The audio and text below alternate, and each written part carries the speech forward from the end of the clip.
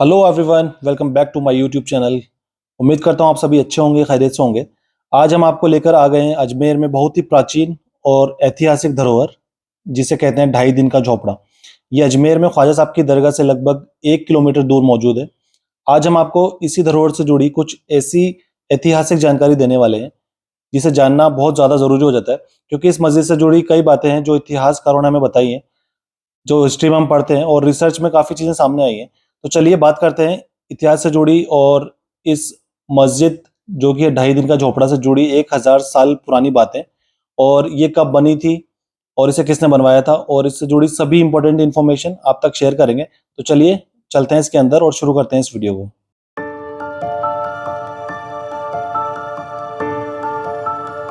और इंडिया की सबसे पुरानी मस्जिदों में से इसे एक माना जाता है।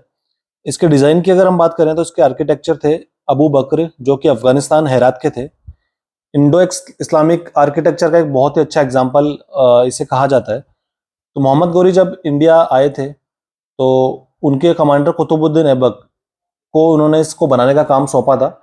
इसको बनाना स्टार्ट किया गया 1192 ईस्वी में, और ये बन के तैयार हुई 7 सालों में। लगभग 7 सालों में बन के तैयार हुई और 1199 में इसे कंप्लीट कर दिया गया था। फिर 1213 में जब इल्तुतमिश इंडिया आए तो उन्होंने इसे और फर्दर एक्सटेंड किया और इस मस्जिद में आगे के लिए और काम करवाया था। तो जैसे भी हम इस मस्जिद के अंदर की तरफ बढ़ते हैं, हम देख रहे हैं यहाँ पे कुछ कब्रें बनी हुई हैं। अब ये कब्रें काफ़ी पुरानी हो सकती हैं। तो अभी हम बात करने वाले हैं इस स्ट्रक्चर को ढाई दिन का झोपड़ा नाम क्यों दिया गया। इसके पीछे काफ़ी सारे लॉजिक बताए जाते हैं। पहला तो ये कि यहाँ पे ख्वाजा साहब का जो उर्स भरा करता था, तो यहाँ पे ढाई दिन का उर्स होता था और यहाँ पे काफ़ी सारे संत फकीर आके रुका करते थे और ढाई दिन के लिए यहाँ रुकते थे। तो इस जगह को 18वीं शताब्दी के बाद ढाई दिन का झोपड़ा नाम दिया गया। दूसरा लॉजिक ये था कि यहाँ पे जब पृथ्वीराज चौहान और मोहम्मद गौरी के बीच में जब युद्ध हुआ और मोहम्मद गौरी उस युद्ध में जीत गए थे, तो उसके बाद उन्होंने अपने सेनापति कुतुबुद्दीन ऐबक को यहाँ पे जो स्ट्रक्चर पहले से बना हुआ था उसको हटा के एक मस्जिद बनाने का ऑर्डर दिया, और 60 घंटे में उस स्ट्रक्चर की नींव रख दी गई थी। तो एक रीज़न वो भी बताया जाता है कि उसे ढाई दिन में बनाने का काम शुरू कर दिया था। हालांकि इसे बनने में 7 से 10 साल का टाइम लगा था। और यहाँ पे पहले 2 मीनारें हुआ करती थी जो कि अब बिल्कुल टूट चुकी हैं। और यहाँ देख सकते हैं ये स्ट्रक्चर बाद में बनाया गया था, जो 1192 में बना था ये स्ट्रक्चर।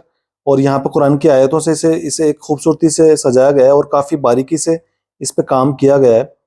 तो ये सब हैंड वर्क हुआ करता था उस टाइम पे, और इतनी सफाई से किया गया है कि आज भी इसकी खूबसूरती बरकरार है, इतना टूट फूट जाने के बावजूद भी। ये एक स्क्वायर शेप्ड स्ट्रक्चर है जहाँ पे ईस्ट और साउथ गेट से एंटर किया जा सकता है। कुछ इतिहासकारों का ये भी मानना है कि यहाँ पे पंच कल्याणक जैन मंदिर हुआ करता था, जो कि 660 ईस्वी में से पहले बनाया गया था।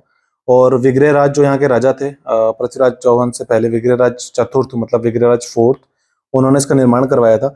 और जिस तरह जैन टेम्पल हुआ करते हैं और उसकी कुछ साक्ष्य, कुछ सबूत हम यहाँ देख सकते हैं।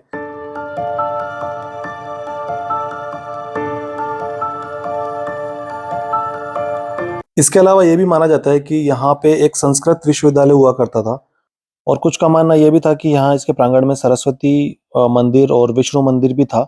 तो यहाँ पे काफ़ी सारी मूर्तियों को जो है तोड़ा गया था और उसके अवशेष भी यहाँ मिले थे। तो आज़ादी से पहले तक इसे एक मस्जिद के रूप में यूज़ किया गया था, और उसके बाद में 1947 में जब भारत आज़ाद हुआ तब ये पुरातत्व विभाग के अंडर में आ गया था।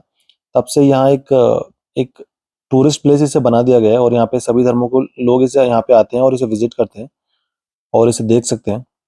तो इन पिलर्स पे काफ़ी सारी मूर्तियों के स्ट्रक्चर बने हुए थे जो कि अब हटा दिए गए थे बाद में। और ये है मिंबर जहाँ पे खड़े होके इमाम खुतबा वगैरह पढ़ते हैं और जुमे की नमाज पढ़ाते हैं।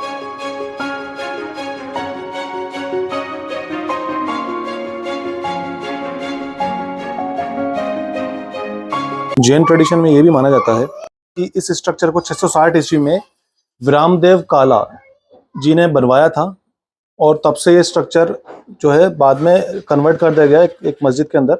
और कुछ का कहना है कि यहाँ पे एक विष्णु मंदिर हुआ करता था और सरस्वती मंदिर, कंठभरण संस्कृत महाविद्यालय हुआ करता था। तो काफ़ी सारी बातें के बारे में कही गई हैं, और कितनी सच हैं कितनी नहीं, तो सब जो इतिहासकार हैं उन्होंने इसके बारे में काफ़ी रिसर्च करी है। तो रिसर्च से ये तो मालूम होता है कि हाँ यहाँ पे एक मंदिर हुआ करता था, क्योंकि एक मस्जिद का स्ट्रक्चर जो है, ये जो पिलर्स हैं, एक जैन तीर्थ का जो स्ट्रक्चर होता है कुछ इस तरह ही होता है, तो उसी आधार पे बना हुआ है। तो यार ये जो स्ट्रक्चर है इसका चारों तरफ से काफ़ी ज़्यादा डैमेज हो चुका है। उसकी मेन दीवारें हैं जो बाहर की तरफ बनी हुई हैं वो काफ़ी हद तक डैमेज हो चुकी हैं, और यहाँ भी शायद पहले कुछ हुआ करता होगा। और अभी इसके ऊपर छत तो नहीं है, लेकिन फिर भी काफ़ी देखिए यहाँ पे मीनारें भी बताई जाती थी काफ़ी। मस्जिद की जो मीनारें होती हैं बाद में बनाई गई थी जो 1192 ईस्वी में, वो भी डैमेज हो चुकी हैं। और जैसा कि मैंने आपको अभी बताया था, जो विग्रहराज फोर्थ जो थे चौहान वंश के राजा थे, और पृथ्वीराज चौहान से काफ़ी टाइम पहले उन्होंने अजमेर पे राज किया। तो उन्होंने यहाँ पे एक नालंदा विश्वविद्यालय बनवाया था, जहाँ पे एक मैंने आपको बताया सरस्वती मंदिर और विष्णु मंदिर भी हुआ करता था। तो उसके बाद में इसमें कुछ बदलाव हुए और इसे इस तरह से बनाया गया, और आज इसे मस्जिद की तरह देखा जाता है और मस्जिद के नाम से जाना जाता है, जो कि है 2.5 दिन का झोपड़ा। और ये सब जानकारी हमें पता चलती है एक 19th सेंचुरी में अंग्रेज़ों के टाइम पे एक शिलालेख यहाँ से मिला था। इसी स्ट्रक्चर में एक शिलालेख मिला था जिसमें ये सब चीज़ें मेंशन थी, और उस शिलालेख से पता चलता है कि 1153 ईस्वी में पहली बार इस स्ट्रक्चर को बनाया गया था, और उसके बाद 1192 ईस्वी में इसको जो है मस्जिद में कन्वर्ट कर दिया गया था, जो कि किया था मोहम्मद गौरी ने और कुतुबुद्दीन ऐबक, जो कि उनके सेनापति थे। जब ये मस्जिद को बनाया गया था, जो ये सामने वाला स्ट्रक्चर आप देख रहे हैं, ये मस्जिद का स्ट्रक्चर है जो 1192 में बनाया गया था, और इन्हीं पिलर्स पे लिखा हुआ था जब इसको पूरा बना मतलब कंप्लीट कर दिया गया था, उसकी डेट भी यहाँ मेंशन थी। तो उसी से हमें पता चलता है कि इसको कब बनाया गया था। तो जब 12वीं शताब्दी के बिल्कुल एंड था, 1199 ईस्वी के अंदर इसको बना के तैयार कर दिया गया था। उसके बाद 13वीं शताब्दी में जब इल्तुतमिश दिल्ली के सुल्तान जो अजमेर आए, और उन्होंने इसको ब्यूटीफाई किया इस मॉस्क को, और इसमें कुछ फर्दर एक्सटेंड किया इसको, और इसमें कुछ और भी काम करवाए। तो इस तरह से ये जो मस्जिद है बन के तैयार हुई 13वीं शताब्दी में। तब से लेके अब तक इस मस्जिद के रूप में हम इसे देख सकते हैं, और तब से लेके आज तक जो है 5 टाइम की नमाज यहाँ होती है, और अभी भी यहाँ नमाज हो रही है। और इस मस्जिद में देखिए 10 गुंबद बने हुए हैं, और वेस्ट साइड की मैं बात कर रहा हूँ, वेस्ट साइड के अंदर जो है 10 गुंबद हैं और 124 पिलर्स हैं। तो हर तरफ हर दिशा में इसमें जो पिलर्स बने हुए थे, तो वेस्ट साइड में इसमें 124 पिलर्स हैं, और ईस्ट साइड में बने हुए हैं 92 पिलर्स। बाकी जो 2 साइड्स हैं उसमें इसमें टोटल 64 पिलर्स बने हुए हैं। तो इन टोटल जो ओरिजिनल बिल्डिंग थी उसमें 344 पिलर्स हुआ करते थे, और अब सिर्फ उसमें से 70 पिलर ही बचे हैं।